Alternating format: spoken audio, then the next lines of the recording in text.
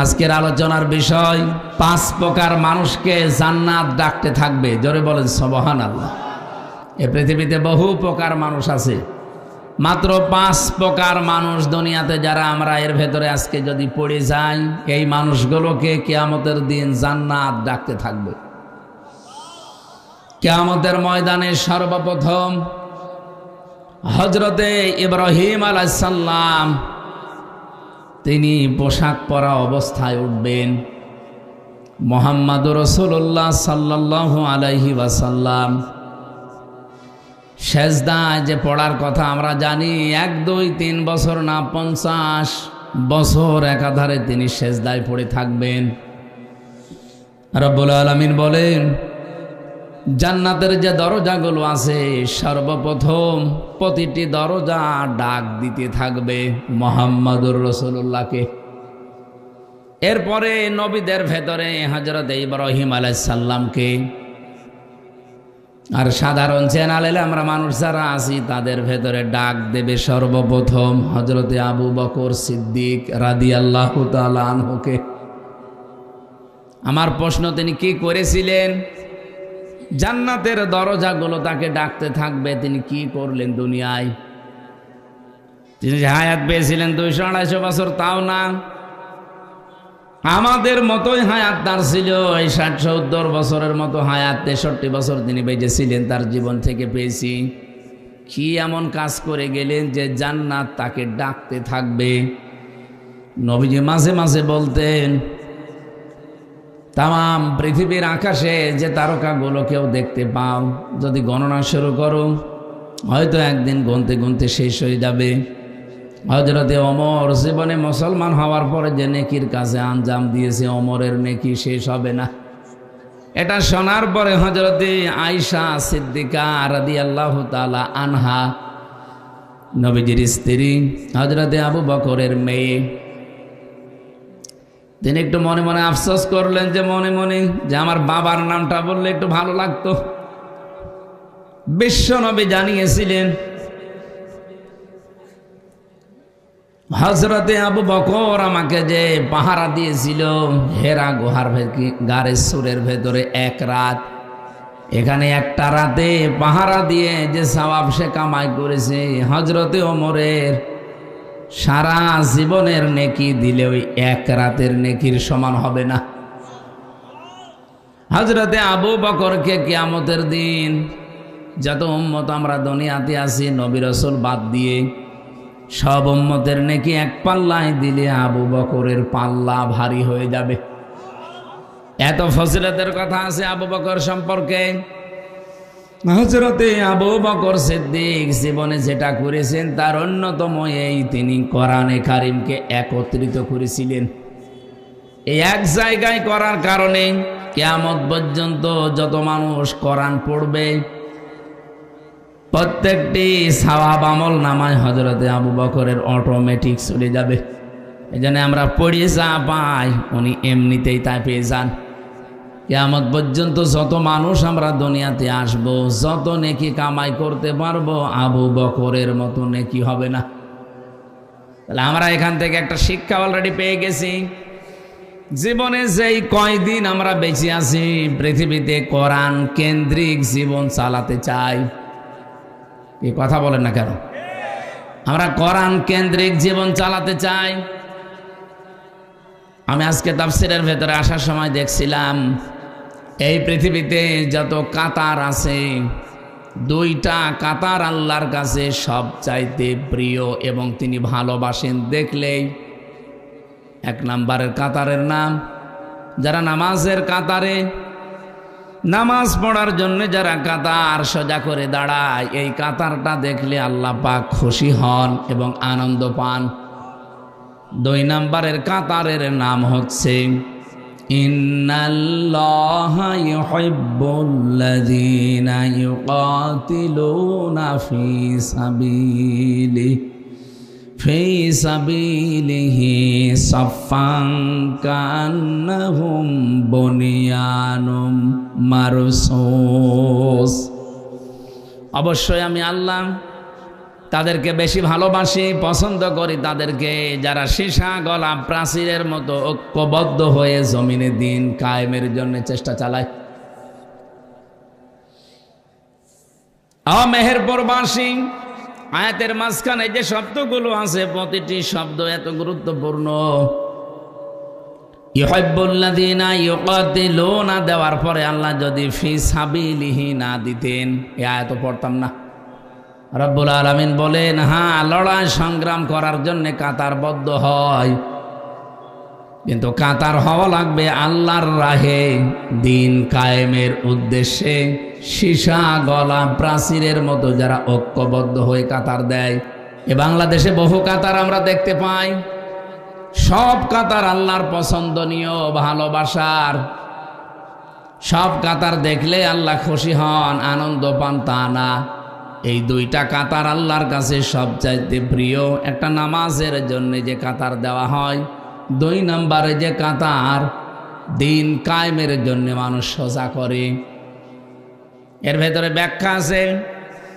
1 নম্বর কাতারের প্রতি আল্লাহ তখনই সন্তুষ্ট হন যখন কাতারের শিক্ষাটা মানুষ নেয়। আজ 206টা দেশ আছে পৃথিবীতে, 195টা দেশ জাতিসংঘের আন্ডারে, 57টা দেশ আমরা মুসলিম। আমার মাঝে মাঝে এখন মনে হয় ইরানের এই দৃশ্য দেখে, ইসরায়েলের অবস্থা দেখে, বিশ্বের এই 200 কোটির উপরে আমরা মুসলমান আছি, কিছু না করে যদি নামাজের কাতারের শিক্ষাটা নিতে পারতাম, আমার মনে হয় ইসরায়েল পৃথিবীর মানচিত্র থেকে বিলীন হয়ে যেত। এত কিছুর পরও এখনো পর্যন্ত 57টা মুসলমান দেশ যারা দায়িত্বে আছে এখনো কাতারের শিক্ষা নিতে পারে নাই। অথচ অন্তত এই 57 দেশেই নামাজের জন্য কাতার সোজা করা হয়। নামাজের কাতারের যে শিক্ষা, প্রথম শিক্ষা হচ্ছে আপনি কাতারে দাঁড়িয়ে কাঁধে কাঁধ মিলিয়ে পায়ের সাথে পা মিলিয়ে দাঁড়িয়েছেন, বাঁকা হলে গোনা হবে আপনার। এতগুলো কথা আমি ওই যে কাবা শরীফে উনি বারবার যান, আমি কয়েকবার গিয়ে এটা দেখেছি। কাবার ইমাম, মসজিদে নববীর ইমাম যতবার উনি নামাজে দাঁড়ান, প্রত্যেকবার নামাজ শুরু করার আগে অন্তত 3 বার এই কথাটা আরবিতে বলেন যে কাতার সোজা করো। আমি ওই সময় বুঝতাম না, কিন্তু এখন টের পাচ্ছি যে কাতার সোজা করার এত গুরুত্ব কেন দেওয়া হয়। এ পৃথিবীতে কাতার সোজা নেই, এই জন্য আজ আমরা বিশ্বে মুসলমানেরা মায়ের খাই 200 কোটির উপরে থাকার পরেও। এমনকি আমাদের এই বাংলাদেশেও 92% মুসলমান থাকার পরেও আমরা ভীত সন্তুষ্ট এবং মায়ের খাই কিছু,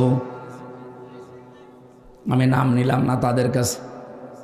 কাতারের শিক্ষা যদি আমরা নিতে পারতাম, এত দল বেদলে আমরা আজকে বিভক্ত হতাম না। এই জন্য ওই কাতারটা আল্লাহর কাছে যেহেতু প্রিয়, নামাজের এই কাতার থেকে আমরা এই শিক্ষাটা পরিবারে, সমাজে এবং রাষ্ট্রে এবার নিয়ে যেতে চাই। যেহেতু নামাজের ভেতরে কাতার দেখলে আল্লাহ খুশি হন, তার ভালো লাগে, আমরা এই কাতারটা যদি আজ পরিবারে, সমাজে, রাষ্ট্রে নিয়ে যেতে পারতাম, আমাদের দেশের উপরে আল্লাহ খুশি এবং রাজি হয়ে যেতেন। আজকে থেকে কাতারটা একটু নিয়ে যাওয়া যায় না বাইরে? আমার তো মাঝে মাঝে এখন চিন্তা হয়, কাতারের শিক্ষা যদি মসজিদ থেকে বের করে আজকে এই বাউট বাজারে এখানে আমরা নিয়ে যেতে পারি। এই বাউট বাজারে যতগুলো অবৈধ জিনিস আছে কালকেই বন্ধ হয়ে যাওয়ার কথা। আমরা দেখেছি বাউট বাজারে আপনি যান, 570 টাকা দেশি মুরগি ওরা কিনে নিয়ে আসে। সর্বোচ্চ 20 টাকার উপরে লাভ করা সরকারি নিয়ম নীতিতে নেই। তাহলে আপনি 590 টাকায় সর্বোচ্চ বিক্রি করতে পারবেন। কত? আপনি বাউট বাজারে যে দেখেন 570 থেকে 90 না 650 টাকা বিক্রি হচ্ছে। আমি সেদিন কুষ্টিয়াতে ম্যাজিস্ট্রেট নিয়ে রেট দিয়ে এটা দেখলাম।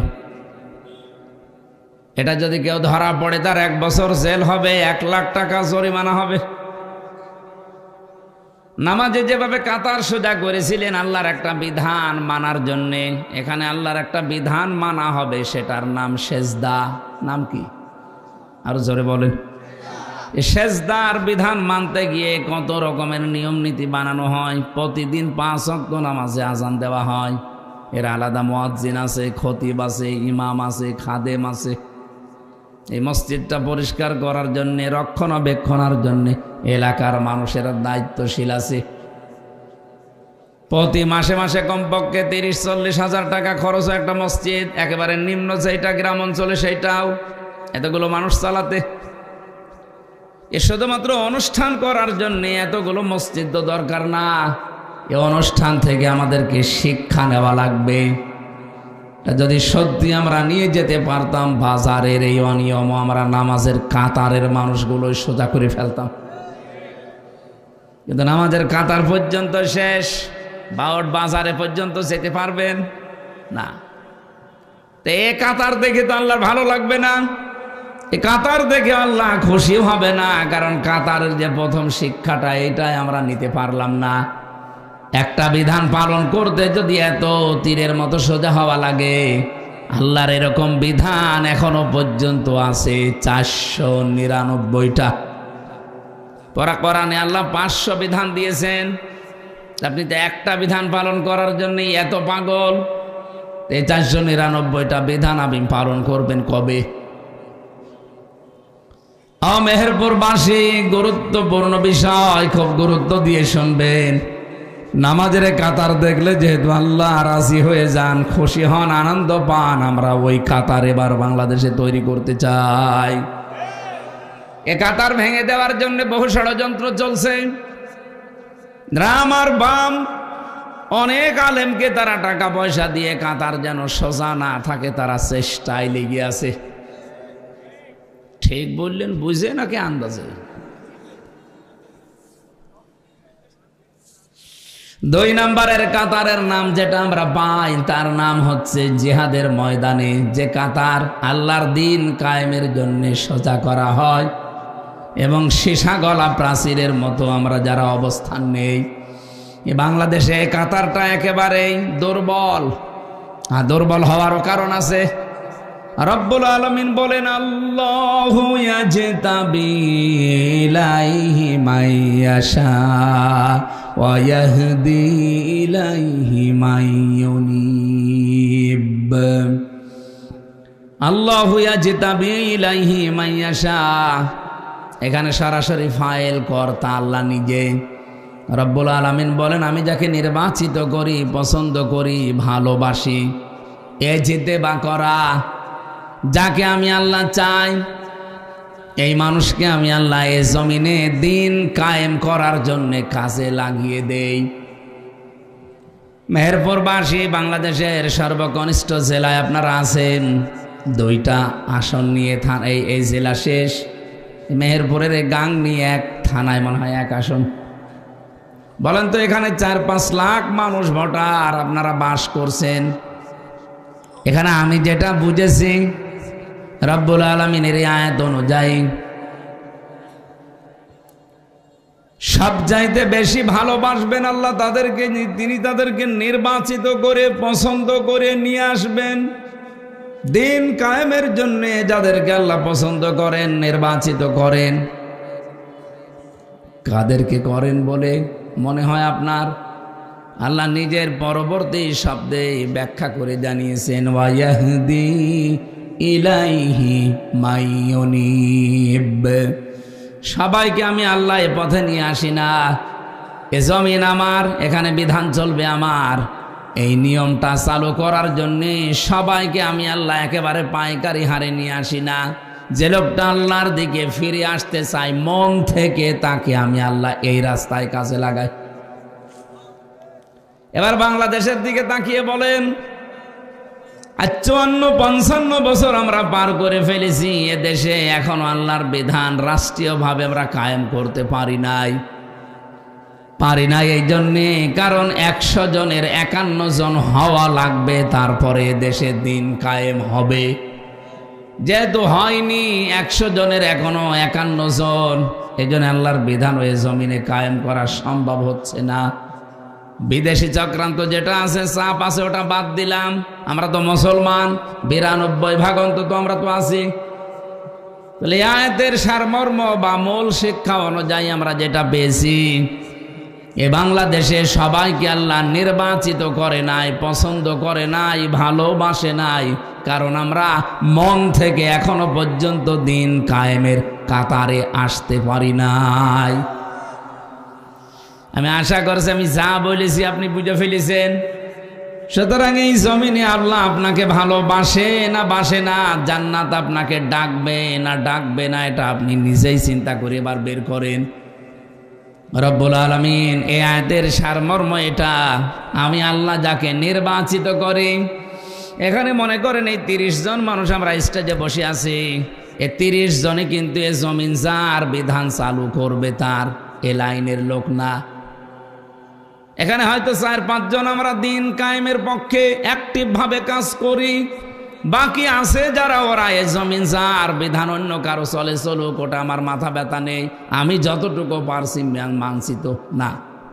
নামাজ পড়া যেমন ফরজ মনে করেন, রোজা রাখা যেমন ফরজ মনে করেন, এ জমিন যিনি বানিয়েছেন বিধান তিনি দেবেন, তারটাই চলবে, এইটাও ফরজ মনে করা লাগবে। আমি কি বোঝাতে পেরেছি না নাকি আন্দাজে চিল্লালেন? হ্যাঁ বুঝেছেন। মেহেরপুরবাসী, আমি আমার ইমান থেকে কথা বলছি। মাস্ট বি আপনি যতদিন এইটা নিজের ভেতরে নিয়ে আসতে না পারবেন, আর আপনাকে আল্লাহ নিয়ে আসতেও দেবে না। ওয়াহদি ইলাইহি মাইয়ুনিব, যে লোকটা মন থেকে আল্লাহর দিকে ফিরে আসতে চায়, মহান আল্লাহ তাকে দিন কায়েমের খাদেম হিসাবে কাজে লাগিয়ে দেন।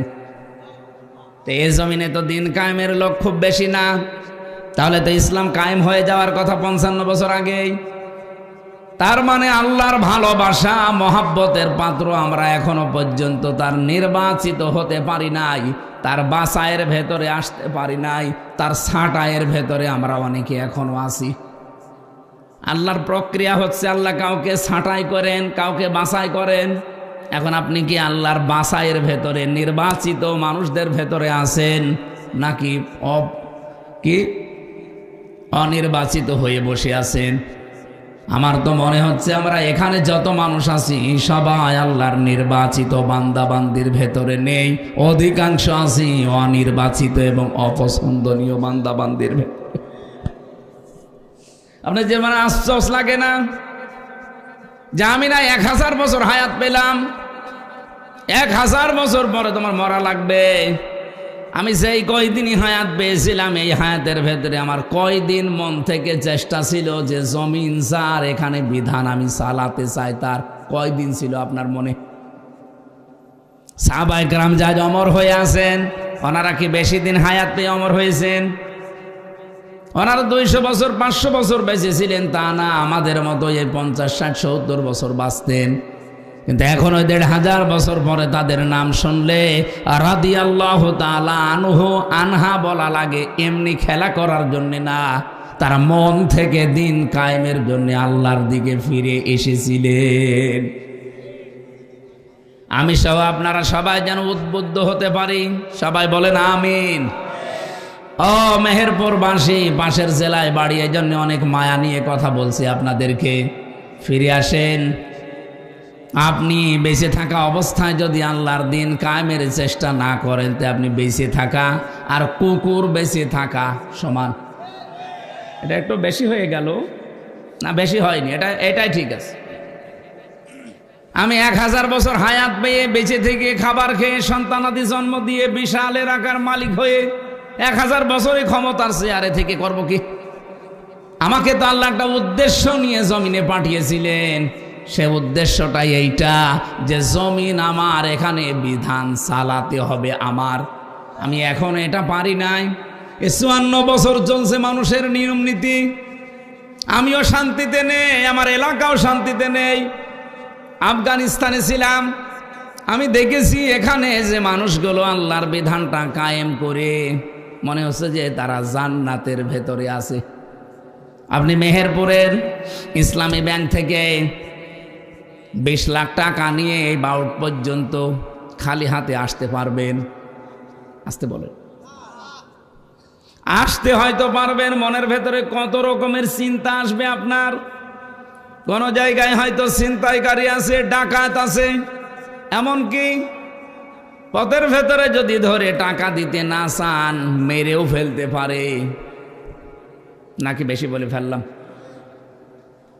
আমি নিজের চোখে দেখা আফগানিস্তানে আল্লাহর বান্দা 20 লক্ষ মনে করেন বাংলাদেশের টাকা এরকম পলিথিনের ভেতরে নিয়েছে। 3 কিলোমিটার দূরে তার বাড়ি ব্যাংক থেকে। লোকটা গাড়ি পায়নি, এই জন্য হেঁটে যাচ্ছে, টাকা তুলে মনে হচ্ছে বাজার নিয়ে যাচ্ছে সব টাকা। মনের ভেতরে তার কোনো চিন্তা নেই, কোনো ভয় নেই, একটাই মাত্র ভয় আছে যে আমার আল্লাহ দেখতেছে। বলেন সুবহানাল্লাহ।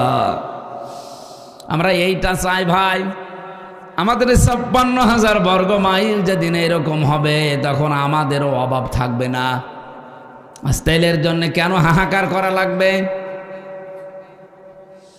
এদেশের তো সম্পদের অভাব নেই।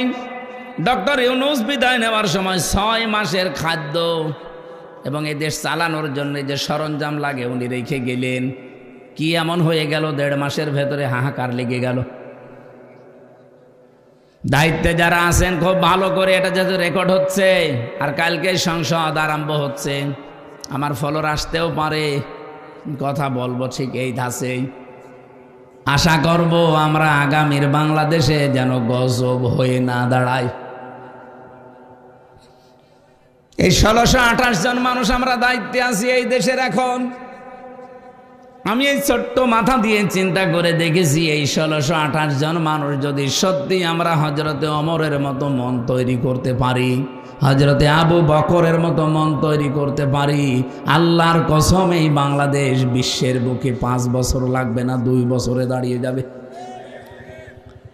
হযরত আবু বকরের সন্তান আব্দুল্লাহ উনি এসে বলছিলেন, মা আমি পায়েস খেতে চাই। সিদ্দিকে আকবর তার স্ত্রী স্বামীকে এসে বললেন, স্বামী তুমি তো দেশের দায়িত্বে আছো, প্রধানমন্ত্রী, এখন ছেলে পায়েস খেতে চায় কিন্তু ঘরে সেই পরিমাণ আটা বা চাউল নেই। এক কাজ করো, এ মাস তো শেষ হতে এখনো কয়দিন বাকি আছে, বাইতুল মালে দিনই দায়িত্বে আছে, খাজানসি তারে বলো যে আগামী মাসের বেতন যেন দিয়ে দেয়। এই বেতনটা পেলে হয়তো ওই টাকা দিয়ে আমি এখনই রান্না করে দিতে পারতাম। উনি বললেন ঠিক আছে আমি দেখি চেষ্টা করে।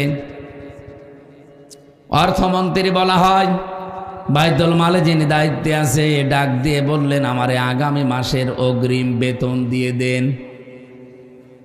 বাইতুল মালে যিনি আছেন উনি ডাক দিয়ে বলে, খলিফাতুল মুসলিমিন আপনি আগামী মাস 1 মাস বেঁচে থাকবেন সেই গ্যারান্টি আপনারে কে দিয়েছে?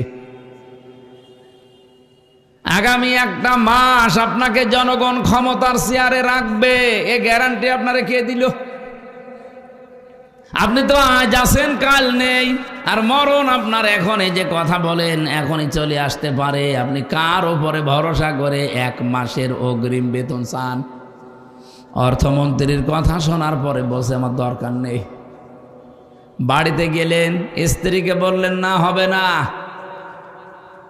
যে অবস্থা কথা শুনে আসলাম আমার দ্বারা সম্ভব না, এই আমাকে জানিয়েছে বাইতুল মাল থেকে। স্ত্রী যেহেতু বিচক্ষণ ছিলেন, বুদ্ধিমতী ছিলেন, ডাক দিয়ে বললেন স্বামী ঠিক আছে আপনার কিছু করা লাগবে না। 7 দিন পরে মাস শেষ, বেতন পেলেন, রাষ্ট্রের পক্ষ থেকে যে ভাতা দেওয়া হয় এই টাকাটা পেলেন। আমার যেমন ভাতা প্রতি মাসে মাসে 55,000 টাকা আমার সংসার চালানোর জন্য সরকার দেয়। এখনো চালু হয়নি, মনে হয় 1 তারিখ থেকে চালু হবে। তো বলেন তো ওনারে টাকা দেওয়ার পরে স্ত্রী যেহেতু 1 মাস এই টাকা দিয়ে সংসার চালাবে, প্রতিদিন যে খরচটা হয় ওই খরচের পরে 1 মুষ্টি করে চাউল তুলে তুলে রাখে। 15 দিন তুলতে তুলতে প্রায় 2 কেজি হয়ে গেছে। এই চাউলটা পাশের বাড়িতে বিক্রি করে ওই টাকা দিয়ে পায়েস বানিয়ে সন্তানকে দিয়েছে, আর স্বামীকে বলে আসেন। উনি খাবার খাওয়ার পরে মিষ্টি মুখ করবে, এটা খাবার সময় বলছে স্ত্রী আমি তো এই পরিমাণে টাকা অন্তত তোমার হাতে দেইনি, পায়েস পেলি কোথায়? স্ত্রী বলে স্বামী আমার আমি কোনো জায়গা থেকে অবৈধভাবে নিয়ে আসি নাই, আপনার দেওয়া টাকা থেকে আমি জমিয়ে জমিয়ে 2 কেজি মতো চাল বাঁচিয়েছি, এটা পাশের বাড়িতে বিক্রি করে সেই টাকা দিয়ে পায়েস বানানো, আপনি খান। আমার মনে হয় এর চাইতে আল্লাহর বন্ধু, আল্লাহর ওলি আর তো বলার অপেক্ষা রাখে না। স্বামী তো খুশি হয়ে যাওয়ার কথা যে কি বউ পেয়েছি আমি। খাবারটা সামনের দিকে ঠেলে দিলেন স্ত্রী, রাখো এটা, চলে গেলেন এক দৌড় দিয়ে বাইতুল মালে। খাজানসিকে ডাক দিয়ে বললেন, দেখেন আমার প্রতি মাসে আপনি 12,000 টাকা মনে করেন বেতন দেন, আগামী মাস থেকে 500 টাকা করে কম দেবেন।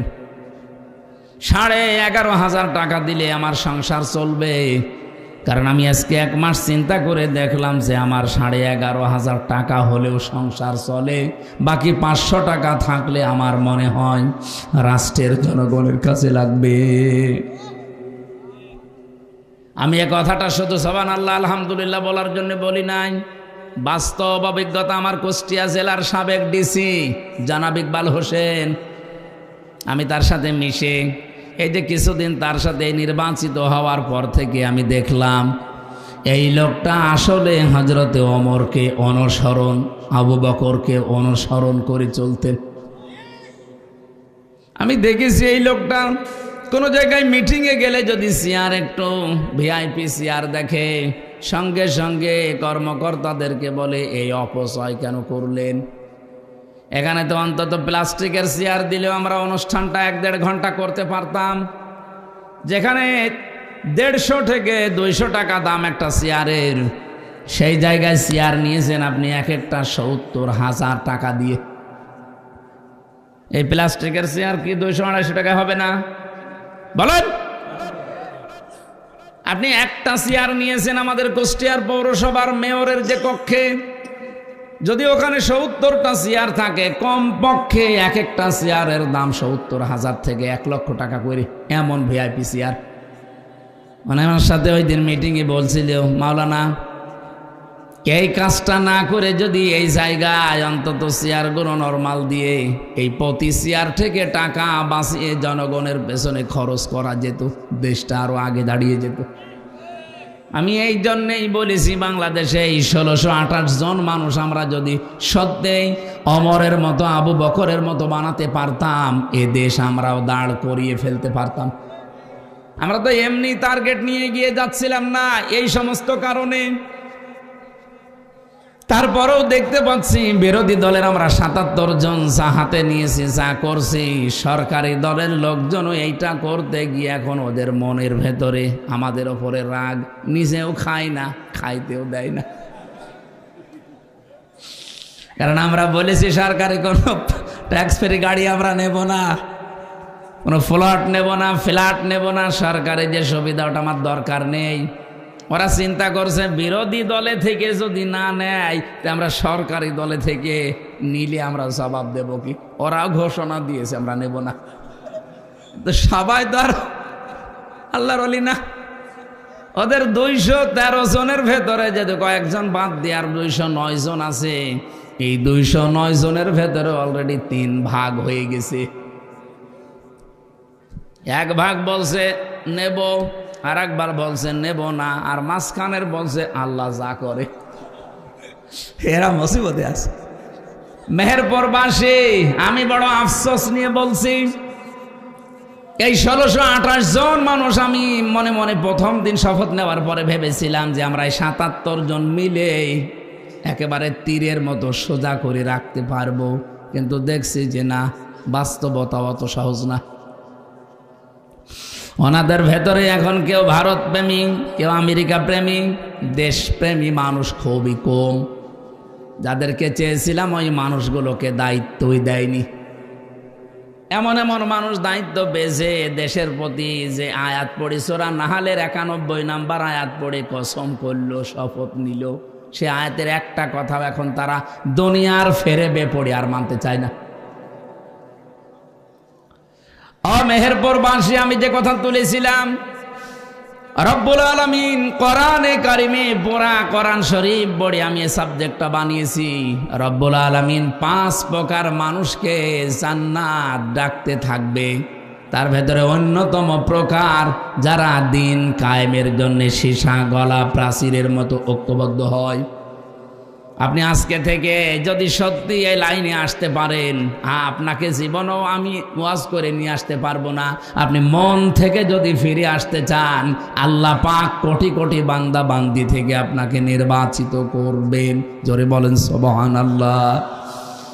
আর একটা সুসংবাদ আছে আয়াতে, ওয়াজাহিদু ফিল্লাহি হাক্কা জিহাদিহি ওয়াজতাবাকুম ওয়া মা জাআলা আলাইকুম ফিদ্দীনি মিন হারাজ মিল্লাতা আবিকুম ইব্রাহিমা হুয়া সাম্মাকুমুল মুসলিমিন। বলেন আমিন।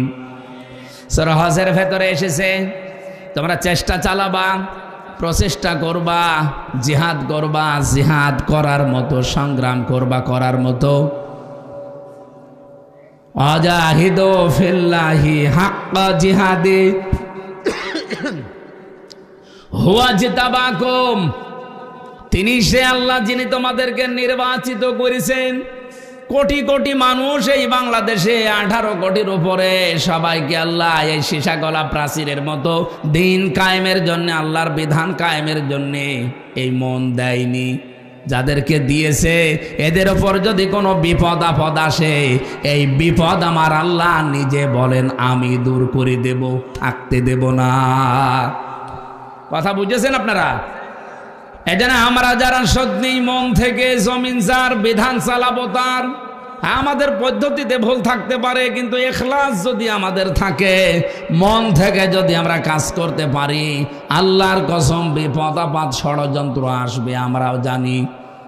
আমি জেলখানায় 3 বছর একটা দোয়া বেশি বেশি পড়েছি, আল্লাহুম্মা ইন্না নাজআলুকা ফি নুহুরিহিম ওয়া নাউযু বিকা মিন শুরুরিহিম। তোমার পথে চলতে গিয়ে যে বাধা বিপত্তিগুলো আসে, এগুলো হয়তো আমি কন্ট্রোল করতে পারবো না, আমি মোকাবেলা করাও সম্ভব না। এই যত ষড়যন্ত্র আছে, যত দুর্বিসন্ধি হচ্ছে, সব কিছুর মোকাবেলায় আল্লাহ তোমাকে আমি রাখলাম। জোরে বলেন আমিন। আজ আমাদের এই ছোট্ট বাংলাদেশ নিয়ে যে ষড়যন্ত্র চলছে, এর মোকাবেলায় আমরা কাকে রাখবো বলেন তো? কারণ আমাদের তো সেই ক্ষমতা, সেই শক্তি এখনো হয়ে ওঠেনি।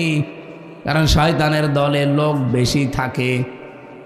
সবচাইতে বড় বিষয়, আমাদের প্রতিবেশী নামে যারা কলঙ্ক, এটা রেকর্ড হচ্ছে, আমি জানি তারা আমাকে শত্রু ভাববে, ভাবুক। এই পৃথিবীতে যত দেশ আমি ঘুরলাম, প্রত্যেকটা দেশের পাশে মুসলমান দেশ কম বেশি পেলাম, এমনকি খ্রিস্টান দেশ, বৌদ্ধ দেশ, তারাও যদি থাকে তারা বন্ধুত্বের মতো আচরণ করে। আপনি মালয়েশিয়া যান, মালয়েশিয়া আর সিঙ্গাপুরের বর্ডার মাত্র একটা ছোট্ট খাল, অথচ কোনো তার কাটা নেই। পাসপোর্ট দেখাবেন, খাল পার করে আপনাকে ঢুকিয়ে দেবে। যান পাশে থাইল্যান্ড, ওখানে বৌদ্ধরা বেশি বাস করে, কোনো তার কাটা নেই, বিশাল এলাকা, শুধু আপনি যাবেন, পাসপোর্ট দেখিয়ে শেষ করে দেবে, আবার বের হয়ে চলে আসবেন। কিন্তু আমরা এমন একটা প্রতিবেশী পেয়েছি, তার কাটা দিয়ে তো ঘেরা আছে, মাঝে মাঝেই তার কাটায় মানুষ ঝুলিয়ে রাখে। এ দেশটা না দাঁড়ানোর পেছনে কারণই আমাদের এই প্রতিবেশীরা। এই যে মুক্তিযোদ্ধা রাজাকার, এই যে দ্বন্দ্ব লাগিয়ে রেখেছে 55 বছরে দাদা বাবুরা, আমরা যেন মাজা খাড়া করে দাঁড়াতে না পারি। এর ভেতর প্রায় 8টা পয়েন্ট আছে। ওরা আমাদেরকে এই 55 বছর এটা ভুলতে দেয়নি। এ রাজাকার মুক্তিযোদ্ধা, আমার মনে হয় এখানে আমরা যারা আছি 100 জনের খুব বেশি হলেও 10 জন পাওয়া যাবে ওই জামানার, বাকি আমরা তো সবই এই জামানার। তে আমাদের কাছে ওই পুরাতন গল্প বলে এখন আমাদের ভেতরে ডিভাইডেড করে আপনি কি হাসিল করতে চান? পরবর্তী প্রজন্মের ভেতরে এই বিষ বাষ্প যারা ভেতরে ঢুকিয়ে জাতিকে বিভক্ত করে ফায়দা লুটতে চান, তারা দেশেরও শত্রু, মানবতারও শত্রু। কিছু কিছু মানুষকে ওরা এমনিতে এগুলো দিয়ে চালায়, আমি নাম নিলাম না, তাদের নাম নিতেও ঘৃণা করে। তাও একটা বলে ফেলি, আম তারেক। একটা টাটকা নির্ভেজাল শয়তান। মুক্তিযোদ্ধা বলেন, 71 সাল বলেন, ও দেখেনি, আমিও দেখিনি, আমিও ইতিহাস পড়া, ও ইতিহাস পড়েছে, ওর এত এত চুলকানি কোত্থেকে আসে? আমার তো মনে হয় মাঝে মাঝে ওর মাথা থেকে পা পর্যন্ত শুধু বিসমিল্লাহ বলে পিটানো দরকার।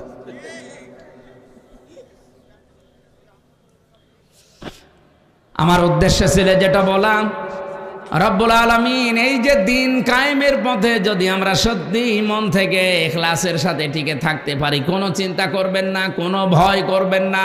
যত বিপদ আপদে আসবে, যত ষড়যন্ত্র আসবে, কোনো বিপদ আল্লাহ স্থায়ী হতে দেবে না, এগুলো সব দূর করে দেবে কে?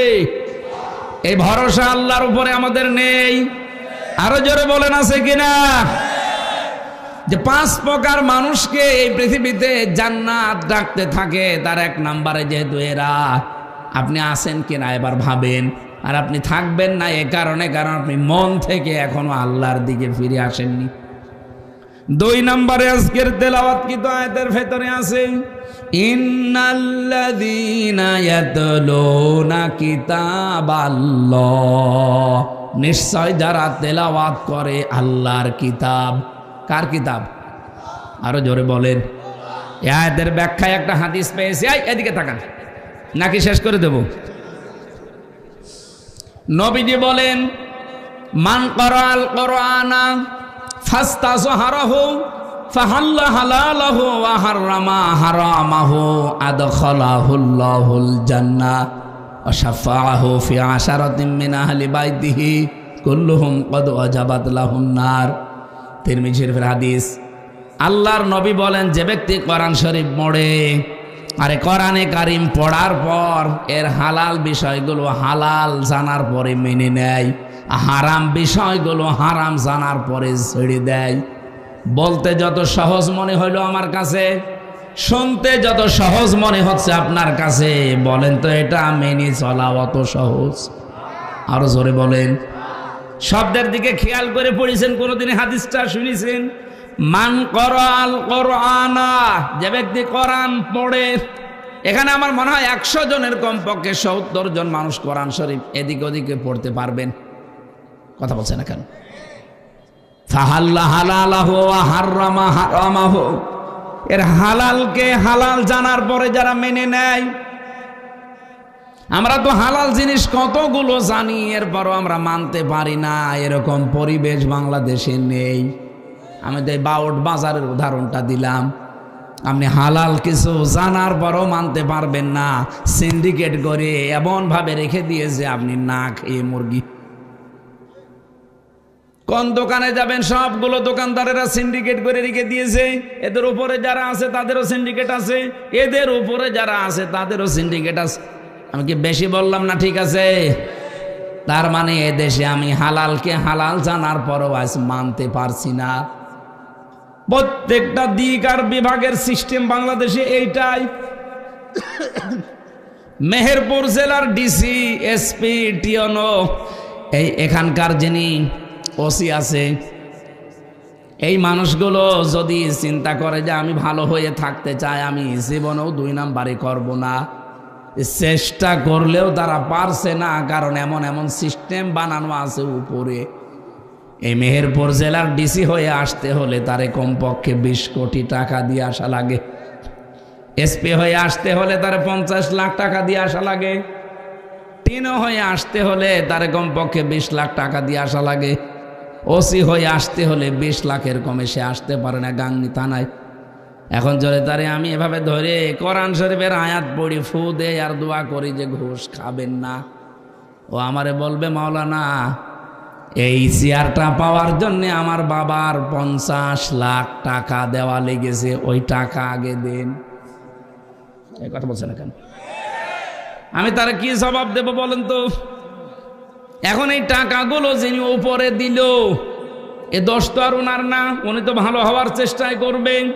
ওনার বেতন মনে করেন 55,000 টাকা, এই টাকা দিয়েই সে চলার মতো সিস্টেম করবে। কিন্তু ওই টাকা তুলতে হলে তাকে বাম হাতের ইনকাম করা লাগবে। কুষ্টিয়াতে আমি মাদকে হাত দিয়েছিলাম, এটা আবার ছেড়ে দিয়েন না যে হুজুর মদ খায়। মানে মাদক বন্ধ করার জন্য একটা তালিকা করলাম, 27 জনের নাম পেলাম যে এরা সরাসরি জড়িত, এদের দ্বারা এলাকা সব খারাপ হয়ে যাচ্ছে। প্রশাসনকে বললাম যে এই তালিকা একেবারে নির্ভরযোগ্য, আপনারা আরও খোঁজ খবর নেন, ভালো করে খোঁজ খবর নিয়ে আপনারা দেখবেন যদি সত্যি এগুলো অপরাধী হয়ে থাকে আপনারা আইনের আওতায় নিয়ে আসেন। ও আল্লাহ, পরে শুনি ওখান থেকে বাবাজিরা মাল খায়। এখন দোষ তো শুধু বাবাজিদের না, আমারে কয়েকজন বলেই ফেললো এমপি সাহেব করব কি, এমনিতেই নেই না, কারণ এই চেয়ারটা পেতে আমার 20 লাখ টাকা খরচ করে এখানে আসা লেগেছে। আমার যে সরকার বেতন দেবে আমি তো হয়তো এখানে 1-1.5 বছর 2 বছর থাকতে পারবো, তো শুধুমাত্র ওই 32,000 40,000-এর বেতন দিয়ে তো এত টাকা জীবনে উঠবে না, এই জন্যে এদিক ওদিক করা লাগে। বলেন সুবহানাল্লাহ, নাউজুবিল্লাহ বললেন কেন?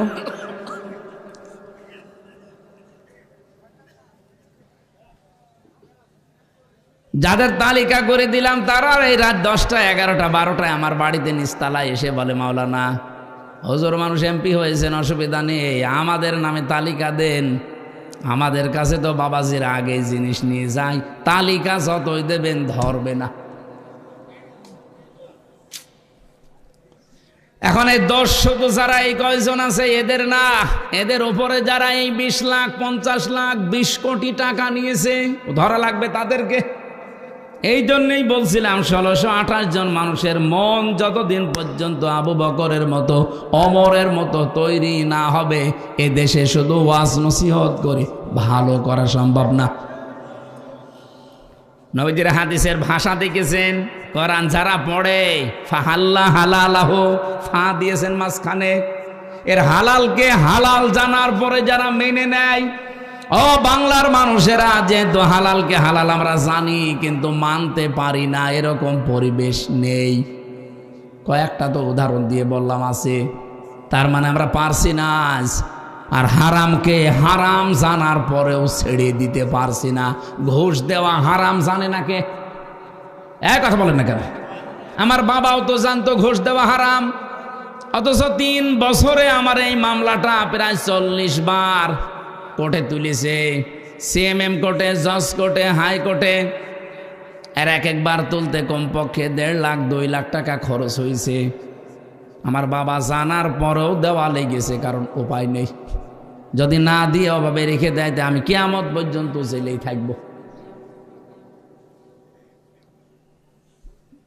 এরপরও রিমান্ডের পর রিমান্ড, যেভাবে কষ্ট দিয়েছিল রিমান্ডে আমারে, আমার আশপাশে যারা ছিল তারা পর্যন্ত দিনের বেলায় আমার সাথে দেখা হলে খন্দন করতো যে এত কষ্ট সহ্য করে আপনি সব বলে দিতে পারেন না, ওরা যা যা বলে ওইটা মেনে নিলেই তো আপনার এক্ষুনি ওই জেলখানায় দিয়ে দেবে, এই রিমান্ডে আর রাখবে না।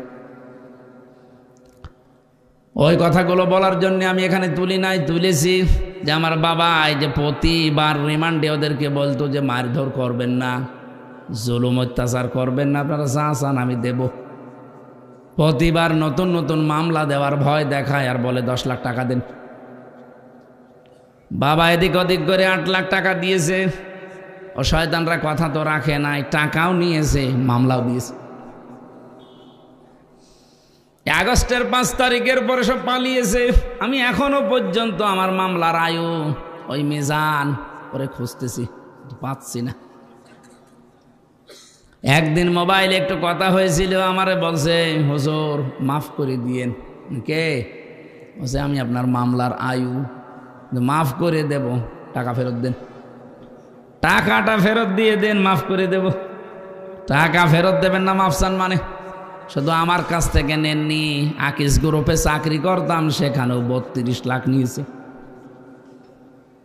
এটা বৈধ গাড়ি তারা দিয়েছিল চলার জন্য, গাড়িটা আটক করে এমন ভাবে পেঁচিয়ে মামলা দিয়েছে, গাড়ির দাম 1,25 লাখ, 1 কোটি টাকা লেগেছে গাড়ি শুধু ছাড়াতে।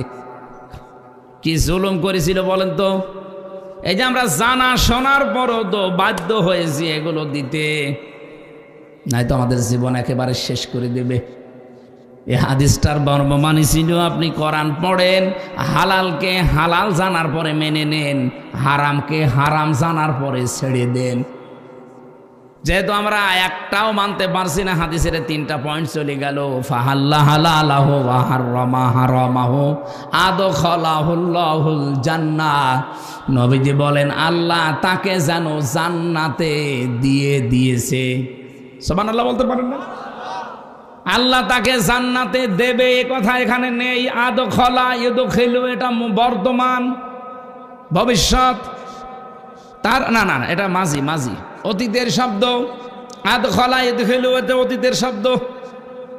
নবীজি বলেন যদি সত্যি কোনো এলাকায় কোনো দেশে কোরআন মানুষেরা পড়ে আর এর হালালকে হালাল জেনে মানতে পারে, হারামকে হারাম জানার পরে ছেড়ে দিতে পারে, এমন পরিবেশ আল্লাহ তৈরি করে দেবে, মনে হবে যেন ওটা জান্নাত হয়ে গেছে। আদখালাহুল্লাহুল জান্নাহ, আল্লাহ তাকে জান্নাতে প্রবেশ করিয়ে দিয়েছে। মানুষ তো মারা গেলে জান্নাতে যাবে, অথচ এই হাদিসের বাণী কি আদখালাহুল্লাহুল জান্নাহ, সে যেন জান্নাতে চলে গেছে। সুবহানাল্লাহ বলতে পারেন না? আমরা তো মরার আগে এরকম একটা জান্নাত চাচ্ছিলাম, কিন্তু হয়নি, আমাদের কপালে হয়তো নেই, আর আমাদের চেষ্টা ওইভাবে হয়নি। আল্লাহ যেন আগামীর পৃথিবীকে এরকম একটা জান্নাত বানিয়ে দেন, বলেন আমিন। নবীজি বলেন এতটুকুই শেষ করিনি, সত্যি যারা এইভাবে কিতাবকে পড়তে পারবে, ওয়াকামুস সালাতা, আর দুনিয়াতে যারা বেঁচে থাকতে নামাজকে কায়েম করার চেষ্টা চালাবে। ও মেহেরপুরবাসী, আমরা অনেকে আছি এখানে শুধু নামাজ পড়েই শেষ করে দেই, কিন্তু নামাজ তো শুধু পড়ার জন্য আল্লাহ দেয়নি, শুধু এক জায়গায় দিয়েছেন যে নামাজ পড়ো। এই পৃথিবীতে নামাজকে দাঁড় করাতে হবে রাষ্ট্রীয়ভাবে, সামাজিকভাবে, পারিবারিকভাবে, ব্যক্তিগতভাবে নামাজ যেন দাঁড়িয়ে যায়। আজ বাংলাদেশে যে হইচইগুলো চলছে বিভিন্ন জায়গায় যে নিয়োগ দেওয়ার জন্যে, যদি মুসলমানের এই দেশে এই নিয়মটা আমরা করে দিতে পারতাম রাষ্ট্রীয়ভাবে, যে নামাজ কায়েম যারা করবে তারাই বিভিন্ন জায়গায় চাকরিতে পদায়ন হবে, আমার মনে হয় বেনামাজি মানুষকে কেউ ঝাড়ু দাঁড়ু নিত না। রাষ্ট্রীয়ভাবে নামাজের কায়েমের সিস্টেম হয়ে গেলে এই দেশে বেনামাজির জন্য ওয়াজও করা লাগতো না। এজন্য আমরা সর্বাত্মক চেষ্টা চালাচ্ছি। যে তোমরা ৭৭ জন মনে হয় পারবো না, কারণ একটা বিল পাস হতে হলে ১৫১ জন লাগবে। বাকি যারা আছে ওরা যদি একটু সাই না দেয় তো আমরা শুধু চিল্লা পাল্লা করেও কিছু হবে না। দোয়া করছি এই অবস্থায় আল্লাহ যেন ওই মানুষগুলোর মনও অন্তত এই দেশে ইসলামের পক্ষে কাজ করার মতো তৈরি করে দেন, বলেন আমিন। বলেন তো নামাজ যদি কায়েম হয়ে যায় সবার ভালো না খারাপ?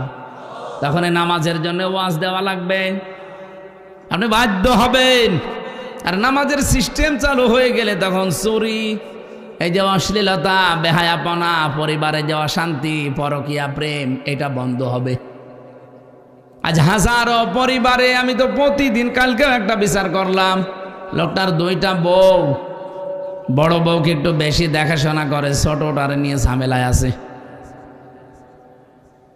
ওর মনের ভেতরে প্রশ্ন কি, জিজ্ঞাসা করলাম কি সমস্যা কি, উনি আমারে বলছে এই যে কোরআনের যে নিয়ম নীতি আছে, ইনি একজন আলেম মানুষ, এটা মানে না, ওরা ভালো করে বুঝিয়ে দেন। ও আল্লাহ, ভালো করে কোরআন হাদিস পড়ে হাত ধরে বুঝিয়ে দিলাম, কানে পড়ে বাড়ি নিয়ে গেল। বউ যাওয়ার পরে শুনলাম বউকে পিটিয়ে আজমারা করিস।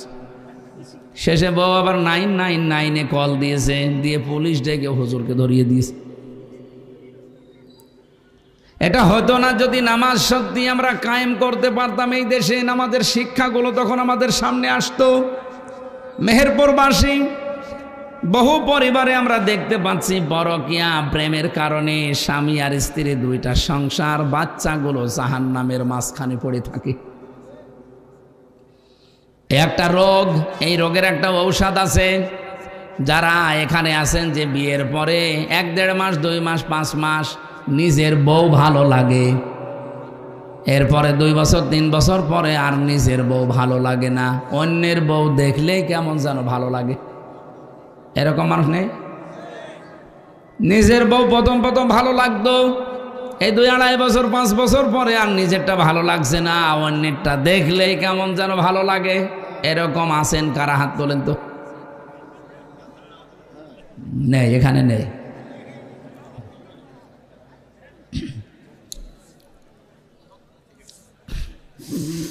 আমার ভাইরা না, কথাগুলো একটু ভালো করে শুনেন। এটা যেহেতু রোগ, এই রোগের কারণে আজ হাজারো পরিবার ধ্বংস হয়ে যাচ্ছে। ছেলে মেয়েগুলো সব মানে সেই কি আর বলবো, এটা এই রোগ থেকে মুক্ত করা দরকার না আমাদের? বলেন বলেন। কোরআনে কারিমে আল্লাহ ঔষধ দিয়েছেন আমাদের জন্য, যারা এই রোগে রোগী আছেন। قل للمؤمنين يغضوا من أبصارهم ويحفظوا فروجهم ذلك أزكى لهم। সারা জীবনের জন্য মানা লাগবে না, মাত্র 1 মাস। ও মেহেরপুরবাসী, যারা এরকম পরিবারগুলো ধ্বংস করে ফেলছেন, মাত্র 1টা মাস এই 2টা ঔষধ আল্লাহ বানিয়েছেন, খাবেন। 1 নম্বরে নিজের চক্ষুকে নিম্নগামী করবেন, যেটা দেখা জায়েজ নেই ওইটা দেখা যাবে না, সে যেই হোক। 2 নম্বরে নিজের লজ্জা স্থানকে হেফাজত করে রাখা লাগবে। আরে ভাই, আপনাকে 10 বছর বলছি না, মাত্র 1 মাস করে দেখেন। আল্লাহ বলেন যালিকা আযকা লাহুম, এইটাই পবিত্র পন্থা। আমার তো মনে হচ্ছে আল্লাহর এই ঔষধ আমরা যদি সত্যি মেনে নিতে পারি। আমি পরীক্ষিত কিছু মানুষকে ঔষধ দিয়েছি, তারা এসে ঘুরে বলেছে যে আমরা ফল পেয়েছি। আপনার যাদের এরকম মন মানসিকতা হয়ে গেছে, যারা পরকীয়া প্রেমী আছেন অলরেডি, তারা এটা করে দেখেন। 1টা মাস শুধু নিজের চোখকে কন্ট্রোল করে রাখবেন, নিজের লজ্জাস্থানকে হেফাজত করেন, আবার নিজের স্ত্রীকে আগের মতোই মনে হবে। ঠিক শুধু একজন বলল, বাকিগুলো ফেরেশতা বসে আছে।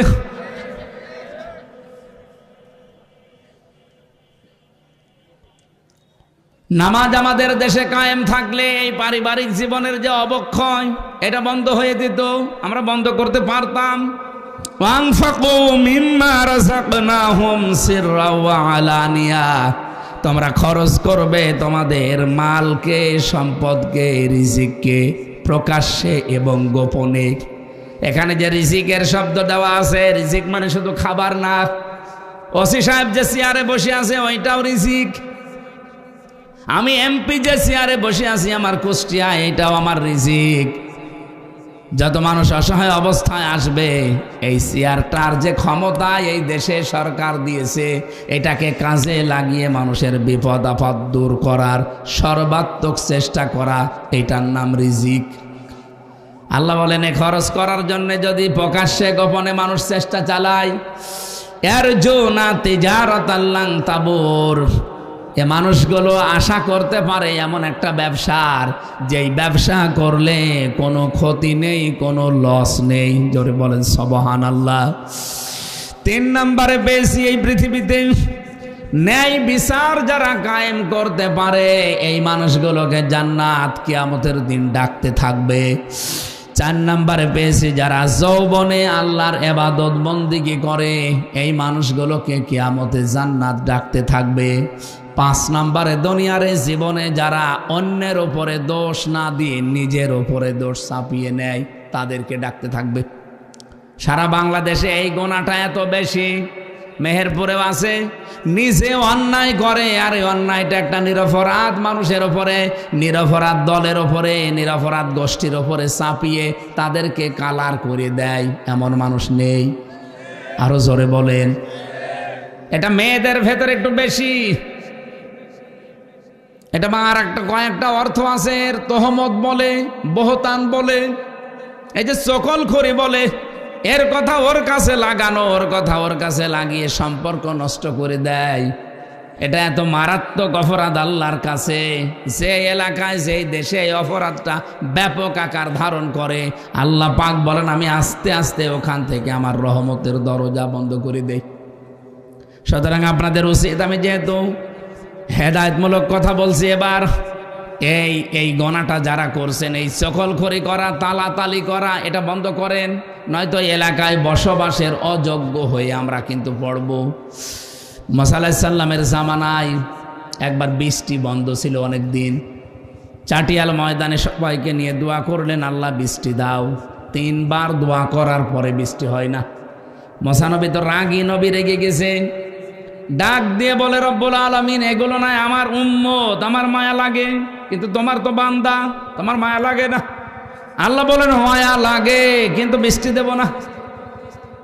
উনি বলছেন না, দেওয়া লাগবে।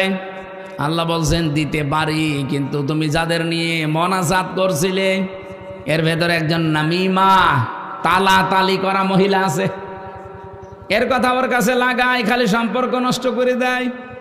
এই মহিলাকে নিয়ে যদি দোয়া করো তুমি, নবীর দোয়াও কবুল হবে না। মুসা নবী বলছে, আল্লাহ তুমি শুধু নাম বলো, দেখো কি করি। ওরে ঘাট ধরে বের করে দেয়। আল্লাহ বলছেন, না, আমি নিজেই নাম ধরতে কথা বলে পছন্দ করি না, আর এখন আমি নাম ধরলে তুমি সবার ভেতরে অপমান করবা। উনি বলছে, আল্লাহ আমি তো আর আলিমম বিজাতি সদর না, যে মানুষের মনের খবর জানি, তা আমি জানবো কি করে যে অন্যায়টা ও করছে। আল্লাহ পাক বলেন, এই গোনার কথাটা শুধু ওই ময়দানে যে বলবা, যে এই গোনায় আছে সে তাওবা করে, সবাইকে নিয়ে তাওবা করলে সেও তাওবা করবে। উনি চাটিয়াল ময়দানে গেলেন, বললেন, আমার উম্মতেরা দোয়া 100 বার করলেও কবুল হবে না। এখানে এমন একজন লোক আছে, এমন একজন মেয়ে লোক আছে যে তালাতালি করে, এর কথা ওর কাছে লাগায়, ওর কথা ওর কাছে লাগিয়ে সম্পর্ক নষ্ট করে, তার জন্য দোয়া কবুল হচ্ছে না। কিন্তু আমি জানি না কে এটা। আমি আজকে এখানে একটা তাওবা ওপেন করে দিলাম, সবাইকে নিয়ে তাওবা করব। এই তাওবা করতে গিয়ে আমার আশা যে সেই মহিলাও তাওবা করবে। তাওবা করলেন, ওই মহিলাও তাওবা করেছে। তাওবা মানে শুধু আস্তাগফিরুল্লাহ না, এটা তো একটা বাক্য। তাওবা মানে আমি স্বীকৃতি দিলাম আমি অপরাধী। তাওবা মানে আমি জীবনের মতো ফিরে আসলাম। তাওবা মানে এই অপরাধ আর আমার জীবনে আর কোনোদিন করব না। আমি আগে নাচ গান দেখতাম, মনে করেন, আমি তাওবা করে ফিরে আসতে চাই, তাহলে প্রথমে আপনাকে অনুশোচনা করা লাগবে, অনুতপ্ত হওয়া লাগবে আল্লাহর কাছে। 2 নম্বরে স্বীকৃতি দেওয়ার পরে আপনি ফিরে আসবেন যে না, আমি আর এই রাস্তায় আর কোনোদিন যাব না। 3 নম্বরে জীবনে যদি কোনোদিন আবার সুযোগ পায়, আমি আবার গান দেখব। বলেন বলেন না, আমি সুযোগ পাওয়ার পরে ওয়ালাম ইউসিররু আলা মা ফাআলু ওয়া হুম ইয়ালামুন, তারা সুযোগ পাওয়ার পরে এই গুনাহটা আর রিপিট করে না, এই মানুষটা তওবায় কবুল হয়। সুতরাং এই পৃথিবীতে আমরা যারা তওবা করতে চাই, ওই মহিলার মতো যদি তওবা করতে পারি যে আমি অনুশোচনা করছি, অনুতপ্ত হচ্ছি, আল্লাহ আমি স্বীকৃতি দিলাম আমি এই গুনাহটা আর করব না, জীবনে সুযোগ পেলেও কোনোদিন আমি আর এরকম অবস্থায় যাব না, এই সিদ্ধান্ত নেওয়ার পরে মুসা নবী শুধু মোনাজাত করতে বাকি, বৃষ্টি সঙ্গে সঙ্গে হতে দেরি হয়নি। মেহেরপুরবাসী এইরকম গুনাহ তো আমাদের এলাকায় অহরহ চলছে। এই জন্য আল্লাহর বহু রহমতের দরজাগুলো আল্লাহ বন্ধ করে দিচ্ছে। এখন তো এপ্রিল মাস এখনো শুরু হয়নি, মার্চ মাস শেষে, অথচ এত গরম তো হওয়ার কথা না। রব্বুল আলামিন বলেন, সাহারাল ফাসাদু ফিল বাররি ওয়াল বাহরি বিমা কাসাবাত আইদিন নাস লিইউযিকাহুম বা'দাল্লাযী আমিলু লাআল্লাহুম ইয়ারজিউন। জলস্থলে যে বিপদ আপদ মুসিবতগুলো দেখতে পাও, এগুলো আমি একটাও পাঠাতে চাই না, সব তোমাদের হাতের কামাই করা ফসল। সুতরাং আমরা নিজেরা পরিবর্তন হওয়ার চেষ্টা করি। আল্লাহ আমাদের তৌফিক দিন, বলেন আমিন। যে 5 প্রকার মানুষের নাম বললাম কোরআন থেকে, আপনি কোন প্রকারে আছেন নিজের সাথে মিলান। আল্লাহ যেন এই 5 প্রকারের যে কোনো এক প্রকারে আমাদের কবুল করেন, বলেন আমিন। 1 নম্বরে যারা দিন কায়েমের জন্য ঐক্যবদ্ধ হয়, 2 নম্বরে যারা কোরআনে কারিম তেলাওয়াত করে, 3 নম্বরে এই জমিনে যারা নামাজ কায়েমের জন্য চেষ্টা চালায়, 4 নম্বরে যারা ন্যায় বিচার কায়েমকারী হয়, 5 নম্বরে যারা যৌবনে ইবাদত করে এবং মানুষের দোষ চর্চা বন্ধ করে। আল্লাহ আমাদেরকে 5 প্রকারের ভেতরে যেন শামিল রাখেন, বলেন আমিন।